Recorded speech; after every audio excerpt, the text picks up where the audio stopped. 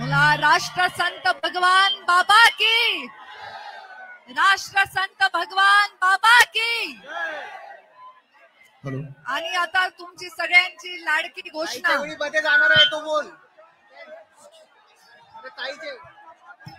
ताईच्या वेळी मध्ये पाहिजे. ताईच्या वेळी कोण बोलतंय माईकवर? भगवान बाबा की, भगवान बाबा की। आणि लहानपणापासून आर्यमन पंकजाताईंचा मुलगा आपला आर्यमन दादाची घोषणा दुरुस्त करतोय, ती घोषणा दुरुस्त करून आज तुमच्या सगळ्यांच्या साक्षीने पुन्हा एकदा म्हणूया, Monday to Sunday, Monday to Sunday. आज इतक्या वर्षांनंतरही ही घोषणा बदलली नाही आणि कधी बदलणारही नाही, कारण गोपीनाथ मुंडे या नावामध्ये अशी ताकदच आहे, अशी जादूच आहे। आणि त्या जादूमुळे आज इथे भगवान बाबांच्या जन्मभूमीमध्ये आपण सर्व दसऱ्याचे आशीर्वाद घेण्यासाठी, पंकजाताईंचे विचार ऐकण्यासाठी इथे आलेला आहात।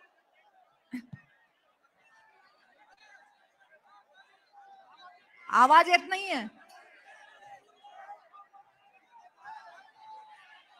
दिसत नाहीये।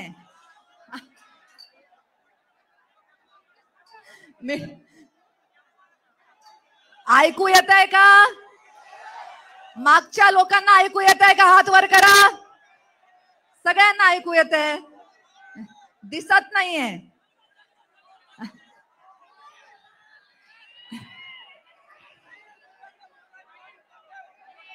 मी तुमच्यापर्यंत पोहोचत नसले तरी माझा आवाज तुमच्यापर्यंत पोहोचतोय।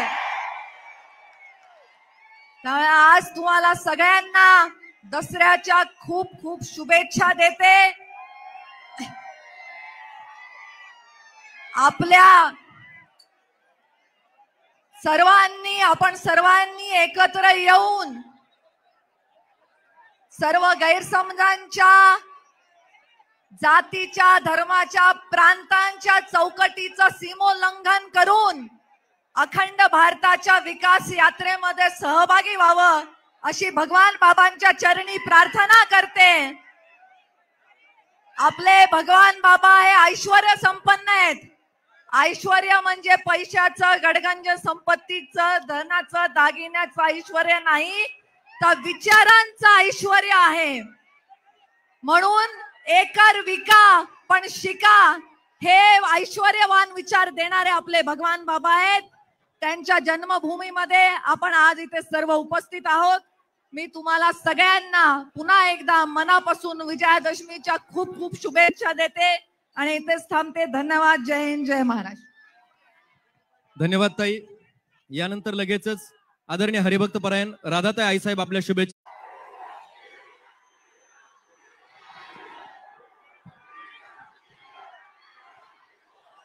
आजच्या या अभूतपूर्व पंकजाताईंनी चालू केलेल्या दसरा मेळाव्याला उपस्थित असलं तुम्ही केल्यामुळं तुम्हाला माहित नाही काय काय झालं। एक गोष्ट ऐकताय का? गोष्ट ऐकता का? एक मग शांत बसा, शांत बसा, शांत बसा।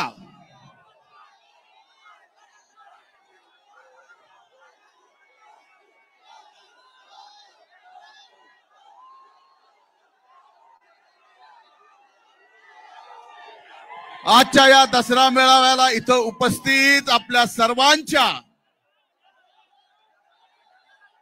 लाडक्या, माझ्याही लाडक्या भगिनी, राज्य मंत्रिमंडळातील मंत्री पंकजाताई गोपीनाथरावजी मुंडे, व्यासपीठावर उपस्थित माजी खासदार माझ्या भगिनी प्रीतमताई, तुम्ही खाली बसा. बास झालेलं नाटक हेच करीत आलो मी पण. बस खाली. आम्ही साहेब स्टेजवर असलं की खाली ना असंच करायचं आम्ही. बसा. इथं खाली बस रे. खाली बस. जरा टेक टेक.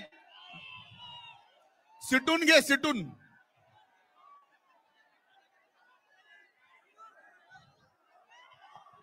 व्यासपीठावर उपस्थित आदरणीय जानकर साहेब, व्यासपीठावर उपस्थित सर्व मान्यवरांची नावं घेता येतील. आपण बराच वेळ झाला इथं अगोदर पासून पोहोचलात. आम्हालाही इथं यायला अर्धा तास वेळ गेला. ताईंनी त्यांच्या भाषणामध्ये या गोष्टीचा उल्लेख करावा की आजपर्यंत स्वर्गीय मुंडे साहेबांचा या विजयादशमीच्या दसरा मेळाव्याचा अभूतपूर्व मेळावा जर कुठला असेल तर तो आजचा. आणि आज इथं उपस्थित दसरा मेळाव्याला आलेल्या सर्वांना मी नतमस्तक होऊन दंडवत घालतो की आपण एवढं प्रेम मुंडे कुटुंबावर, पंकजा ताईवर या ठिकाणी दाखवता.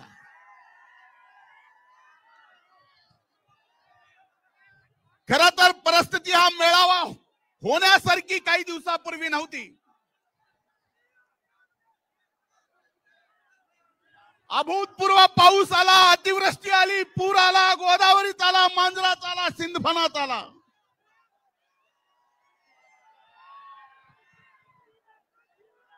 भयंकर शेतकऱ्यांचं संकट, शेतकऱ्यांच्या समोर संकट आलं.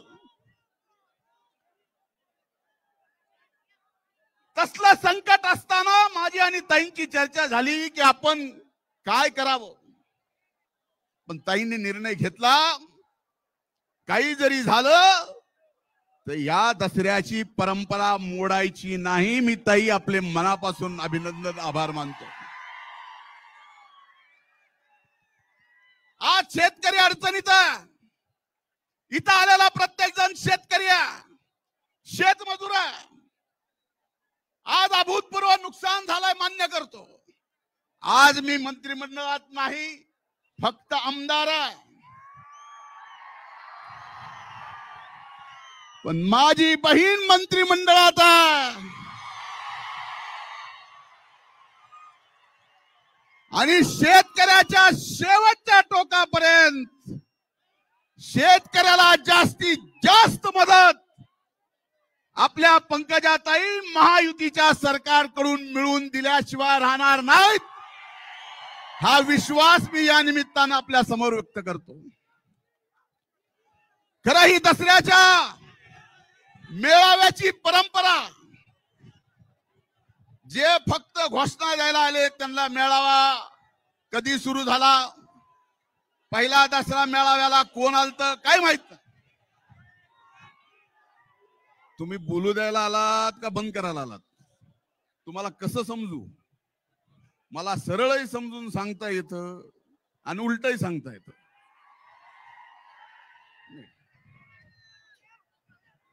भगवान गडाचं उद्घाटन स्वर्गीय यशवंतराव चव्हाण साहेबांनी मुख्यमंत्री असताना केलं. दसऱ्याच्या दिवशी, त्या दिवसापासून दसऱ्याच्या या मेळाव्याची परंपरा आहे. या दसऱ्याच्या मेळाव्याला देशाच्या ऐतिहासिक नकाशावर जर नेला असेल तर आजही डोळ्यात पाणी येतं. ते स्वर्गीय मुंडे साहेबांनी हा दसरा मेळावा जगाच्या नकाशावर नेला. आणि आज अभिमान वाटतो मला माझ्या बहिणींचा, पंकजाताईचा आणि प्रीतमचा सुद्धा, की साहेब गेल्यानंतर सुद्धा असंख्य अडचणीत तुम्ही ही परंपरा चालू ठेवली आहे. मला माझ्या बहिणीचा सार्थ अभिमान आहे.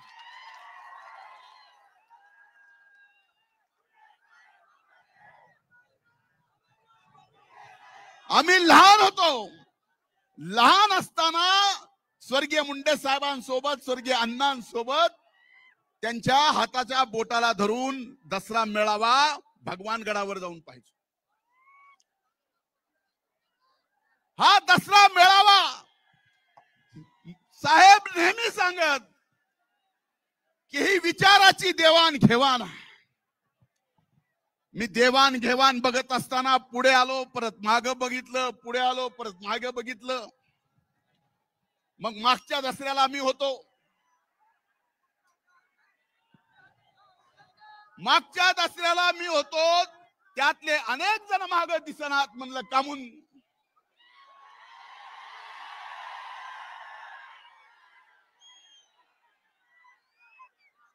पुढे निवडणुका नाहीत असं त्यांना वाटतं.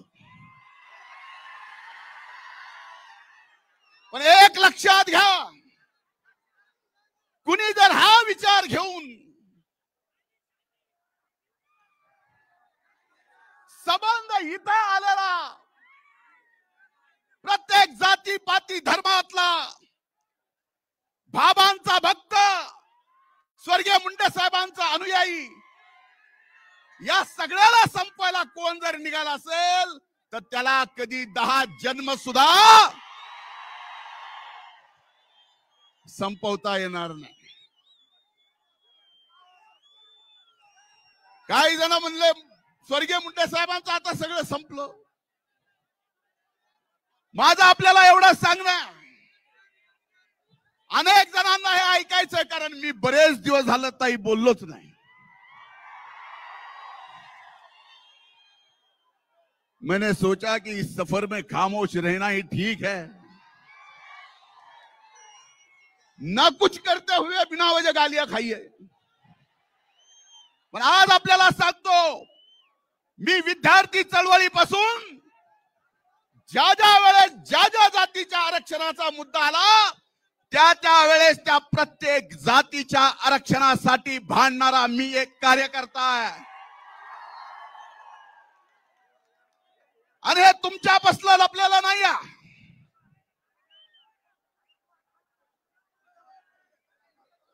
तुमच्यापासलं लपलेलं नाही आहे. पण एक गोष्ट लक्षात घेतली पाहिजे की इथं आपण आलो बसलो, मराठा समाजाला आरक्षण दिलंय, आम्हाला आनंद आहे, कारण त्या मराठा आरक्षणाच्या चळवळीत सुद्धा आम्ही होतो. पण काही जणांना या आरक्षणाच्या आड राहून ओबीसी मधून आरक्षण घ्यायचं आहे. EWS, economic weaker section.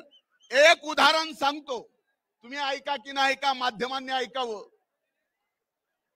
ओबीसीचा आत्ता आलेलं एमपीएससीचा रिझल्ट, त्याचा कट ऑफ होता 485 आणि स्पेशल विकर सेक्शनचा निकाल 450. म्हणजे 450 मार्क जर मी मराठा समाज म्हणून, इतर स्वर्ण समाज म्हणून मला जे कुठलंच रिझर्वेशन मिळत नाही, मी जर इकॉनॉमिक विकर सेक्शन मध्ये भरला असतो तर 450 पास झाला असतो. प्रमाणपत्र घेऊन ओबीसी आल्यानंतर मात्र 480 घेतलं तरी नापास आहे. कुणाला फसवता? काही ठराविक लोकांना फक्त याबाबत स्वतःला खुर्ची मिळावी यासाठी, अरे मराठा समाजातल्या लहान मुलांना आरक्षणासाठी, नोकरीसाठी सरकारनं जे करायचंय ते केलंय, सरकार आताही करत आहे. पण आज हा मेळावा जसा स्वर्गीय मुंडे साहेबांचं नाव घेतल्याशिवाय सुरूही होऊ शकत नाही आणि संपत शकत नाही, तसं आम्हाला सुद्धा आपल्याला सांगावं लागणार आहे की आरक्षण दिलंय, आणखीन ते आमचं म्हणणं नाही. पण आता याच्यातल्या ताटातलं काढून त्या ताटात शेवटी हा मेळावा विचाराची देवाणघेवाण आहे. जानकर साहेब बरोबर आहे. एक गोष्ट लक्षात घ्या, मी मागच्या 250 दिवसात माझ्या बहिणीला माहिती आहे, माझी बहीण तासन तास माझ्याजवळ येऊन बसत होती. अशी वाईट मानसिकता माझी झाली होती.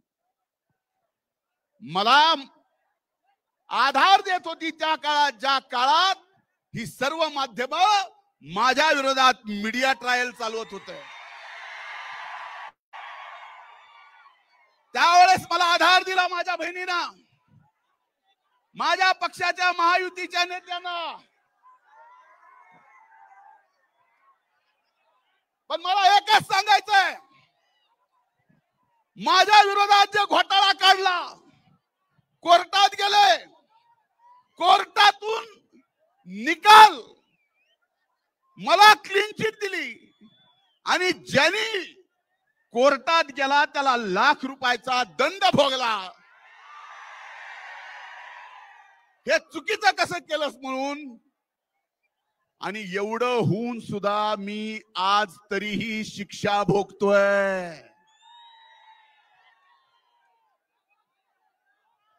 हे लक्षात घ्या. म्हणून आज दसऱ्याच्या मेळाव्यात शेवटच्या 2 मिनिटात मी आपल्याला एवढं सांगतोय, या दसऱ्याच्या मेळाव्यात मी एवढंच सांगतोय, ना आम्ही कुणाला विरोध केला, ना आम्ही कुणाच्या विरोधात आहोत.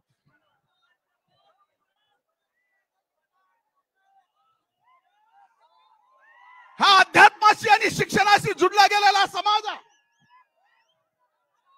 म्हणून माझी आपल्याला सगळ्यांना विनंती आहे की आपल्या सगळ्याला सुरुवात करावी लागेल.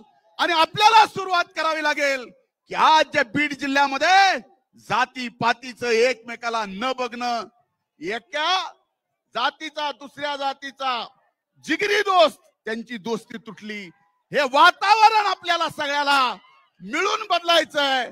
आणि सर्व जाती धर्मातला हा द्वेष पूर्णपणानं काढायचा आहे. हाच या दसरा मेळाव्याच्या निमित्तानं ताईंची परवानगी घेऊन मी संदेश देतो.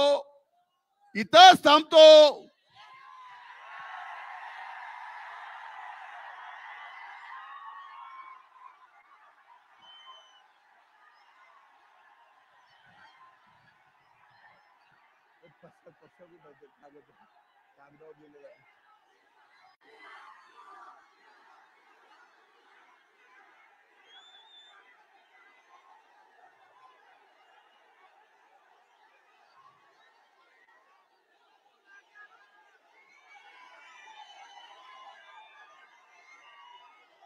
आग तो लगी थी घर में, आग तो लगी थी घर में, दोस्त ने आके पूछा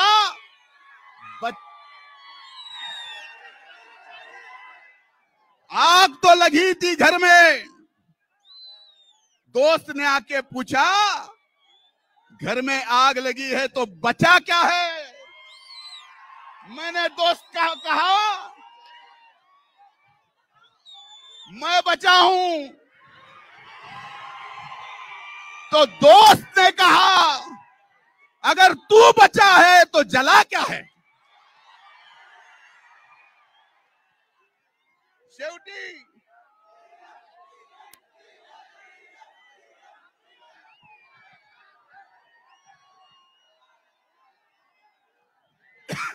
हर मुश्किल, आमचं एकच आहे तुम्हाला सांगतो, हर मुश्किल को हसते हसते तुमच्या समोर डोकं फोडून मी अरबिक भाषेत जरी शेर सांगितला ना तरी असेच ओरडणार आहे. हर मुश्किल को हंसते हंसते झेलते हैं आम्ही सगळेच. हर मुश्किल को हंसते हंसते झेलते हैं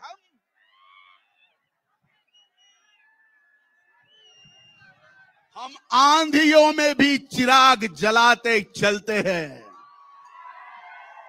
खूप खूप धन्यवाद. संत भगवान बाबांचा, राष्ट्र संत भगवान बाबांचा.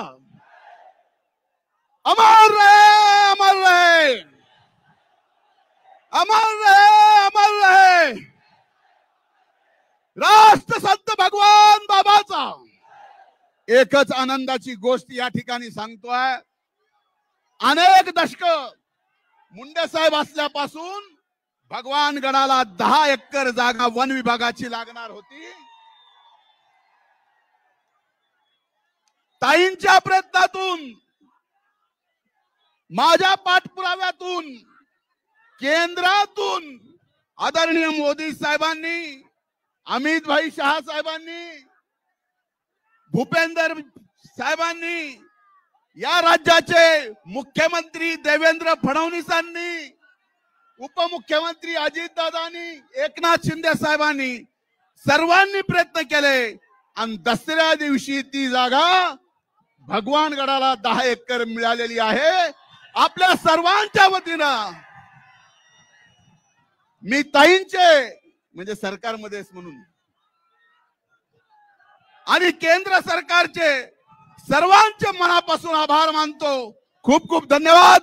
जय हिंद, जय महाराष्ट्र, जय भगवान. धन्यवाद. यानंतर ज्या भाषणाची आपण आतुरतेने वाट पाहतोय त्या सन्माननीय लोकनेत्या पंकजा ताईसाहेब आपल्याला संबोधित करतात. आदरणीय ताईसाहेबांना विनंती आहे आपण उपस्थितांना संबोधित करायचं.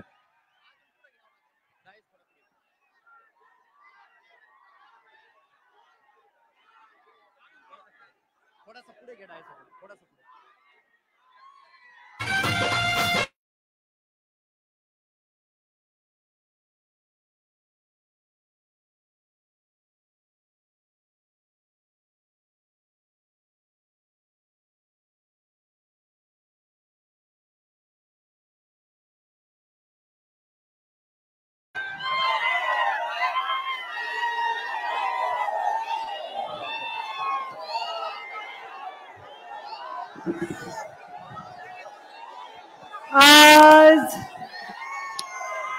या दसरा मेळाव्याला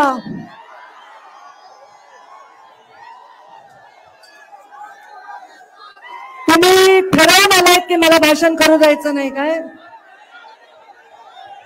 मला असं वाटतं बाकीचे जे वर कानाकोपऱ्यात जे लोक आहेत, जे झाडावर चढलेत, त्या टावरवर चढलेत, त्या झाडावर टावरवर हे सगळे लोक स्वतः आलेले आहेत. मी तुम्हाला आणलं का? तुम्ही जर स्वतः आला असताल,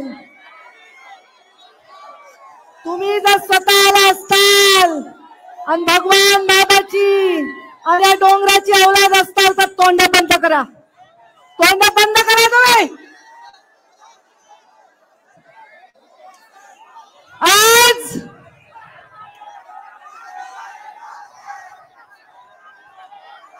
माझ्या दसरा मेळाव्यामध्ये पूर्ण राज्यातून लोक येतात, दरवर्षी येतात. पण मागच्या वर्षीपासून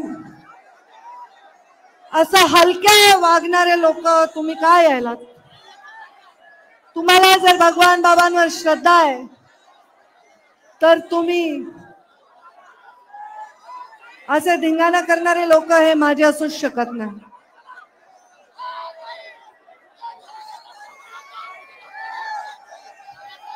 आज माझ्यासाठी, माझ्या भगवान बाबांसाठी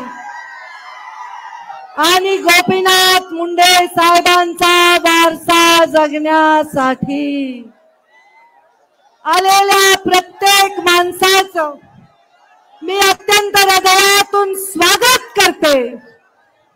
आणि भगवान बाबांनी सुरू केलेलं सीमोल्लंघन हे आज एवढ्या पुराच्या, अतिवृष्टीच्या, अत्यंत अडचणीच्या काळात देखील तुम्ही यशस्वी करून दाखवलंय. मी तुमचे मनापासून अभिनंदन करते, कारण सीमालंघन ही एक परंपरा आहे. परंपरा, सीमालंघन हा मेळावा नाही. आपला दसरा हा केवळ एक मेळावा नाही. डोंगर कपाऱ्यामध्ये कष्ट करणाऱ्या, ऊस तोडणाऱ्या, अत्यंत संघर्षाने उभे राहिलेल्या या साध्या साध्या फाटक्या माणसांचा हा कार्यक्रम आहे. मी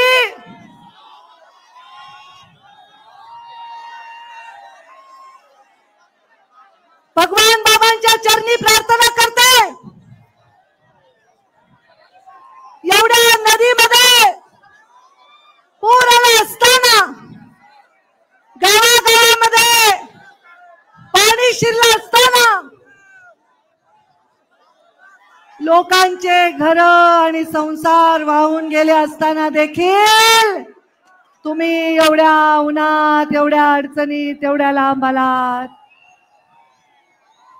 आलात की नाही बुलढाण्यावरून? आलात की नाही जळगाववरून? आलात की नाही वाशिम वरून? आलात की नाही नाशिक वरून?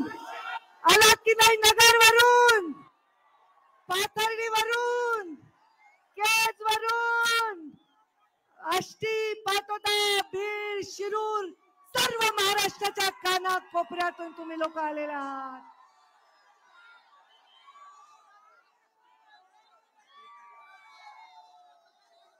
भगवान बाबांना, मुंडे साहेबांनी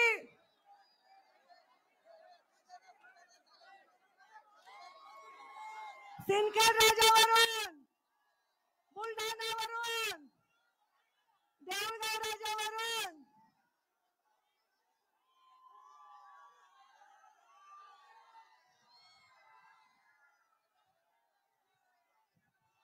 मला आजच्या या परिस्थितीमध्ये एकच बोलायचंय, एकच.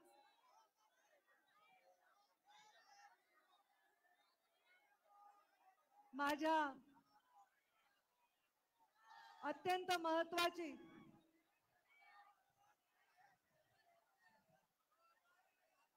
ही परंपरा, सोन्यासारखे माणसं इथे आले, सोनं लुटण्यासाठी आले. एक एक माणूस इथलं, एक एक सोन्याचं नाणं, नाणं खणकणारं नाणं, ते सज्जनासारखे, गरीबासारखे बसलेत, ते माझे शब्द ऐकण्यासाठी बसलेत. ते आहेत गोपीनाथ मुंडेचे आणि पंकजा मुंडेचे बहादर सैनिक. आणि हे धिंगाणा घालायला आलेले मला काही वाटत नाही. माझ्या घोषणा देऊन तुमच्या विषयीचं माझं मत बदलणार नाही. विरासत में संघर्ष मिला है, विरासत में संघर्ष मिला है, तो जिद भी मिली है लड़ने के. चाहे जो भी हो, चाहे जो भी हो, डटकर आगे बढ़ने की. बदलू खुद को मैं क्यों, मैं विचारों की अटल चोटी हूं, मैं गोपीनाथ मुंडे की बेटी हूं. आज या लोकांचे संसार वाहून गेले. या गावामध्ये मी गेले, फाटके लोक बघून, त्यांचं दुःख बघून माझ्या डोळ्यामध्ये अक्षरशः अश्रू आले. घरामध्ये सुखाचा घास सुद्धा माझ्या पोटामध्ये गेला नाही. पण एक मी या भागामध्ये बघितलं, या परिस्थितीमध्ये बघितलं की जाती पातीच्या आमच्यासारख्या पुढाऱ्यांनी केलेल्या सगळ्या चाकऱ्या, सगळे जोखड गळून पडले आणि माणूस माणसाच्या मदतीला धावून आला. दाखवा बरं तुमच्या बाजूच्या माणसाचा हात, पकडा बरं, पकडा बरं, हात वर करा बरं. शेजारच्या माणसाचा हात पकडा बरं, पकडा बरं, सगळे हात वर करा. आपल्या शेजारच्या माणसाचा हात पकडा, पकडा. असा समाज आणि अशी साखळी घडवण्याची आवश्यकता आहे. असा नेता आपल्या सगळ्यांना आवश्यक आहे.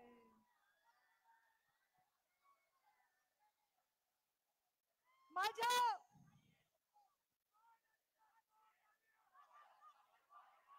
या लोकांचं दुःख बघून मला ज्या वेदना झाल्या त्या शब्दात मांडू शकणार नाही. पण देवेंद्र फडणवीस राज्याचे मुख्यमंत्री यांच्या वतीने आणि केंद्रात बसलेले आमचे प्रधानमंत्री नरेंद्र मोदी यांच्या वतीने मी शब्द देते की या शेतकऱ्याला पूर्णपणे मदत करण्यासाठी सरकार त्यांच्या पाठीशी ठाम करते. कारण लोकांचं दुःख हेच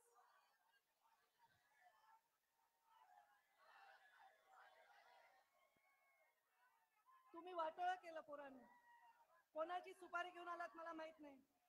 तुम्हाला शरम नाही. तुम्हाला शरम नाही. तुम्हाला शरम नाही. जी शरम गोपीनाथ मुंडेंच्या नजरेत होती ना, कुणाचं वाईट झालं, ती शरम माझ्या नजरेत होती ना, ती तुमच्या दिसत नाही. माझ्या घोषणा देण्याने तुम्ही पवित्र होणार नाहीत. तुम्ही कशासाठी आलायत हे मला कळलंय. जो माझा दसरा भगवान गडाचा होता तो सुद्धा माझ्यावर हिरावून घेतला. आता तुम्ही पण हा हिरावून घेण्यासाठी आलाय असं वाटायला. कारण इतक्या वर्ष मी इथे भाषण केलं पण असा बेशिस्तपणे कोणी वागलेलं नाही. कोणी वागलेलं नाही. तुम्ही तुमच्या शुद्धीवर नाही असे माणसं मी सांभाळतच नाही. एवढ्या दुःखात शेतकऱ्यांच्या दुःखात जाऊन जाताना मी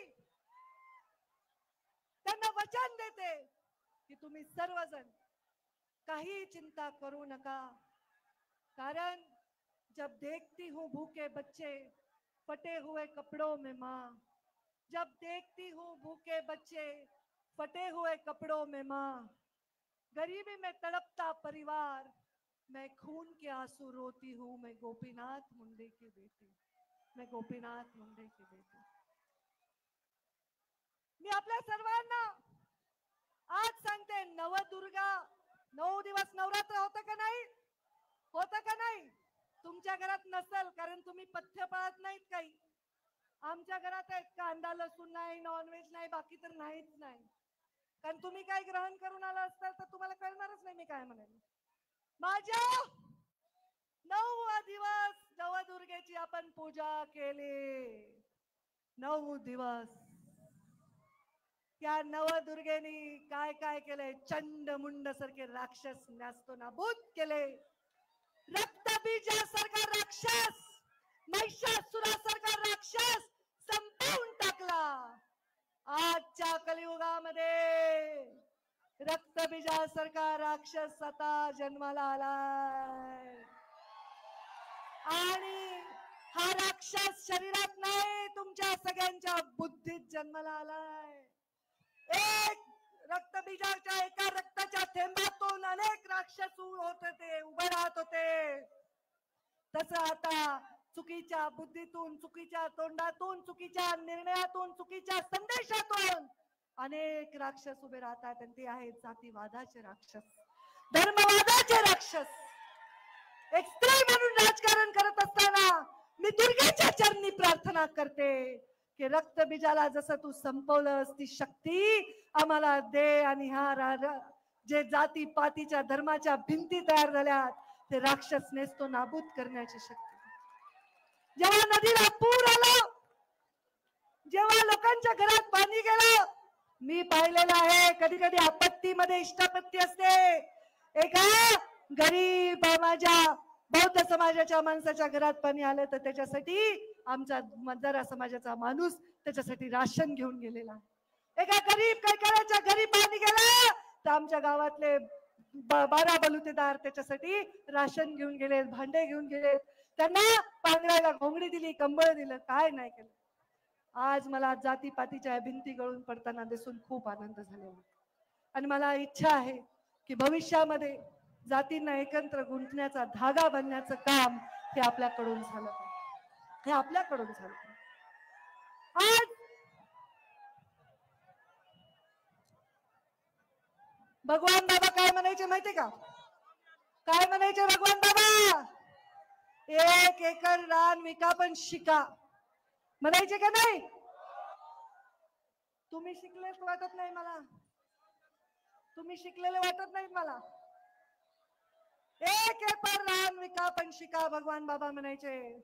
पंकजा गोपीनाथ मुंडे, माझ्यावर प्रेम करणाऱ्या, मुंडे साहेबांवर प्रेम करणाऱ्या, भगवान बाबांवर खरी श्रद्धा बाळगणाऱ्या लोकांना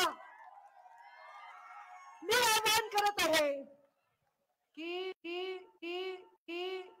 2 घास कमी खा पण स्वामी 2 घास कमी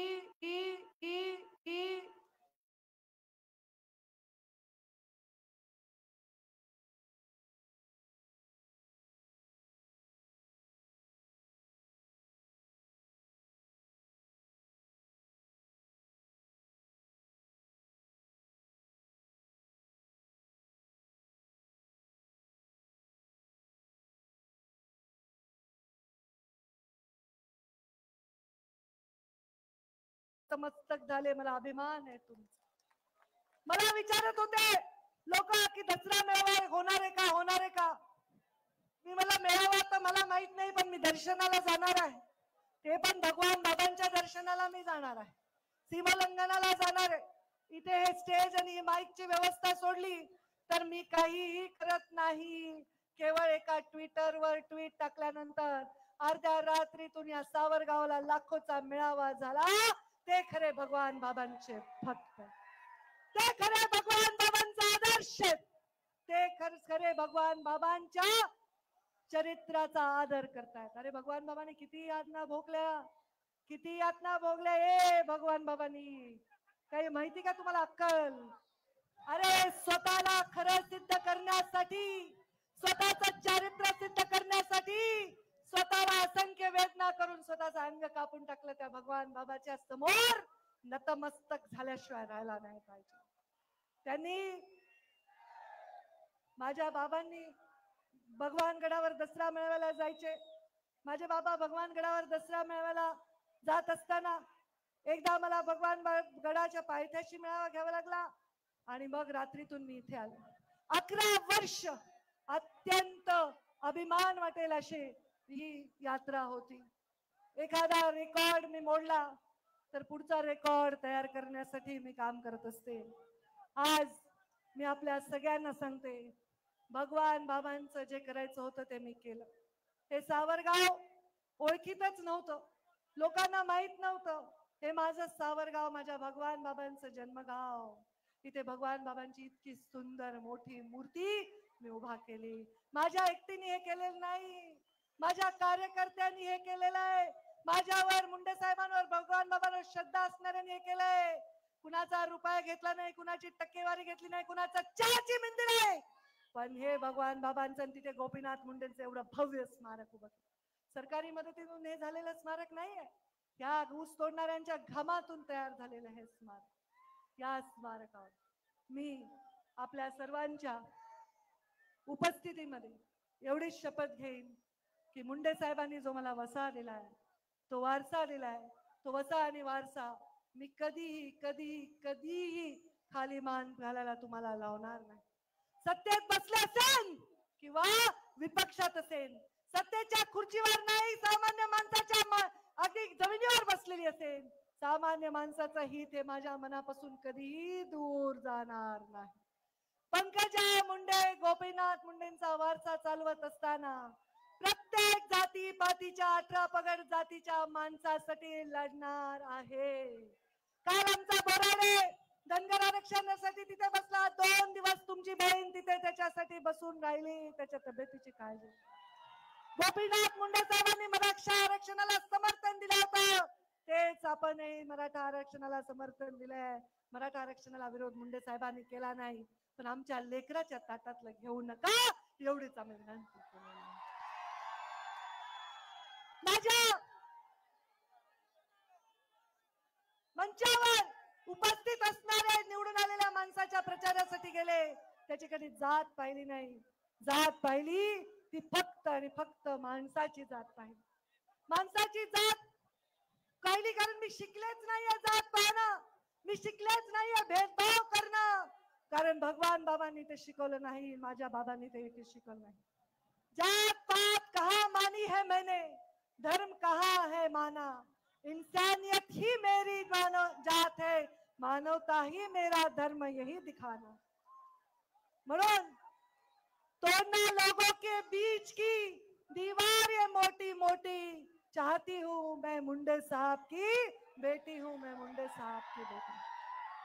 आपल्या सर्वांनी जे आलेले आहेत, वर्षानुवर्ष परंपरा राखली आहे, त्यांचे हात जोडून मी आभार मानते की तुम्ही देवासारखे आलात, संतांसारखे आलात, भगवान बाबांच्या रूपाने माझ्या समोर आलात. खरं सांगते, मी तुमचं दर्शन घेण्यासाठी आले. मला या सभेचा मोह नाही, या सभेवरून माझे विषय मांडण्याचा मोह नाही. माझा मोह एवढाच आहे की माझा समाज भुकेलेला आहे. महामानव बाबासाहेब आंबेडकर आणि महात्मा गांधी, आज त्यांची जयंती आहे. महात्मा गांधींना वंदन करते. महामानव बाबासाहेब आंबेडकर आणि महात्मा गांधींचा एक प्रसंग वाचनात आलाय. सत्य असावा असं ग्रहित करून सांगते की ते दोघं एका रूम मध्ये होते आणि महात्मा गांधी वेळेवर झोपले होते आणि बाबासाहेब आंबेडकर मात्र रात्रभर जागे होते. महामानव बाबासाहेब आंबेडकरांना महात्मा गांधींनी विचारलं, का रे बाबा, रात्रभर तुम्ही का नाही झोपला? त्यांनी सांगितलं, माझा समाज झोपला आहे म्हणून मला झोप येत नाही. तुमच्या डोळ्यामधले अश्रू बघून मला झोप येत नाही, तुमचा संघर्ष बनवून मला झोप येत नाही. माझ्या प्रीतमनी रेल्वे आणली बीड जिल्ह्यामध्ये आणि आता मी पाणी आणल्याशिवाय मला झोप येणार नाही. सत्ता हो या विपक्ष, मैंने सच हमेशा कहा है. सत्ता हो या विपक्ष, सच को सच मैंने कहा है. ताकत होकर भी सिर्फ सेवा ही किया मजबूर जहां है. सत्ता हो या विपक्ष, सच को मैंने सच कहा है. ताकत होकर भी सिर्फ सेवा ही की है, जहां दिखा मजबूर जहां है. समाज मेरा भूखा है, मैं चैन से कहा सोती हूँ, मैं गोपीनाथ मुंडे की बेटी हूँ. आपल्या आलेल्या सर्व सज्जनांचे आभार, सर्व सोज्वळ लोकांचे आभार आणि आपल्या सर्वांना माझा मानाचा जय भगवान. उपस्थित असलेल्या सर्वांचे आभार व्यक्त केले जात आहेत. सन्माननीय आमदार मोनिकाताई राजळे यांचं आत्ताच या ठिकाणी आगमन झालेलं आहे, त्यांचे स्वागत आहे. सर्वांचे आभार. मोनिकाताई राजळे इथे आलेल्या आहेत, नमिता मुंदडा इथे आलेल्या आहेत आणि आमचे कायंदे आमदार आलेले आहेत.